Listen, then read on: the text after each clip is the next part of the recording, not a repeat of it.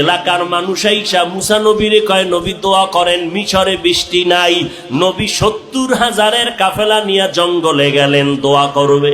হঠাৎ কয়, আল্লাহ এতগুলো মানুষ নিয়ে হাত তুললাম, জমিনে বৃষ্টি দাও। আমার আল্লাহ ডেকে বলে, রে মুসা, তুমি যেই লোকগুলো নিয়ে দোয়া করতেছো, এই লোকের মধ্যে একটা গুনাহগার আছে, লাগাতার ৪০ বছর গুনাহ করেছে, জিনা করতেছে। ওই বান্দাটারে যদি উঠাইয়া না দাও, আমি তোমাদের দোয়া কবুল করিয়া বৃষ্টি দিব না। মুসা নবী ডাক দিয়া কয়, এই জিনাকার, ময়দানে কে আসো? লাগাতার ৪০ বছর গুনাহ করতেছো রে নাফরমান। এখন আল্লাহর অর্ডার, তুই ওঠ। তুই যদি উঠিয়া না যাও, তোর কারণে আমাদের মোনাজাত কবুল হবে না। জিনাকারের ভয় ঢুকিয়া গেল। এখন যদি আমি উঠিয়া যাই তো মানুষ বলবে আমি জিনাকার, যদি চোখের পানি ছাড়িয়া কান্না করি মানুষ বলবে আমি অপরাধী।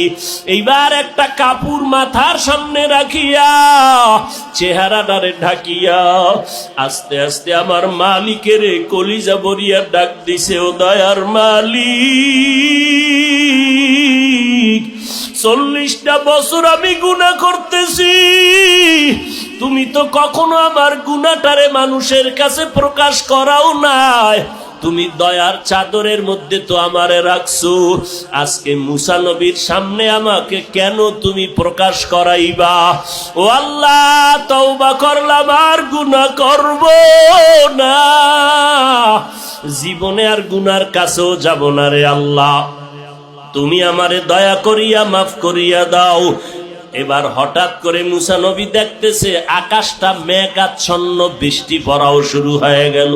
মুসা নবী বলেন, আল্লাহ আপনি যাকে উঠতে বললেন সে তো উঠে নাই, আবার বৃষ্টি দিলেন কেন?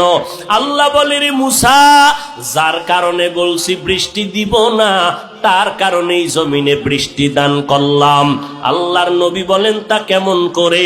আল্লাহ বলে, মুসা তুমি কি জানো না আমার একটা নাম গফফার, আমার একটা নাম সত্তার, আমার একটা নাম রহমান।